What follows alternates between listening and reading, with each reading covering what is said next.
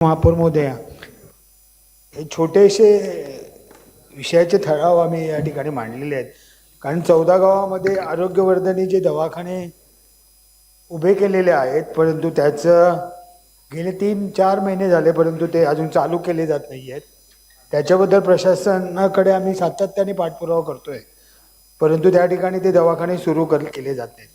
254चा जो ठराव आहे, वारलीपाडा, पावणा आणि गणेशनगरसाठी एक आरोग्यवर्धनी मंजूर झालेली होती, परंतु त्या ठिकाणी ती सुरू करण्यात आलेली नाही आहे. त्याचबरोबर पावण्यामध्ये जी आरोग्यवर्धनी दवाखाना आहे त्याची सुद्धा व्यवस्था नीट न केल्यामुळे या ठिकाणी रुग्णांना ज्या काही सुविधा मिळायला पाहिजे होत्या त्या मिळत नाही आहेत.